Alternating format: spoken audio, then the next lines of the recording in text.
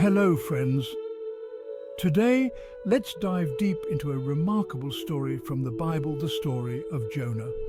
This isn't just a tale about a man and a giant fish, it's about much more. It's about faith, forgiveness, and growth.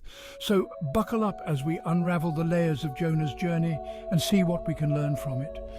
Jonah was called by God to go to Nineveh, a place notorious for its wickedness, and preach against it. The Lord gave this message to Jonah, son of Amittai: "Get up and go to the great city of Nineveh. Announce my judgment against it, because I have seen how wicked its people are." Jonah 1:1-2 NLT. But Jonah got up and went in the opposite direction to get away from the Lord. He went down to the port of Joppa, where he found a ship leaving for Tarshish. He bought a ticket and went on board, hoping to escape from the Lord by sailing to Tarshish. Jonah 1:3 NLT. Sound familiar? How often do we run away from God's will for us and chase our fleshly desires? Here's where the story gets interesting. A fierce storm hits, and Jonah, realizing he's the cause, tells the sailors to throw him overboard. But the Lord hurled a powerful wind over the sea, causing a violent storm that threatened to break the ship apart. Jonah 1:4 NLT. "Throw me into the sea," Jonah said, "and it will become calm again. I know that this terrible storm is all my fault." Jonah 1:12 NLT.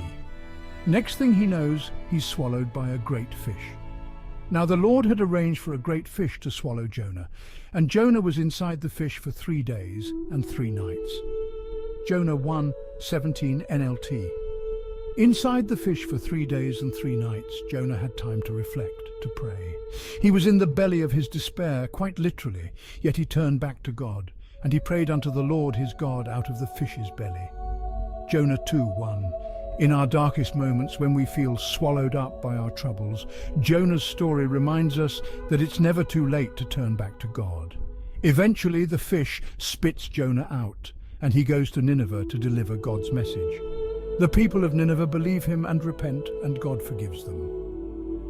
This part of the story is powerful because it shows the boundless nature of God's mercy, not just towards Jonah, but towards all who turn back to him.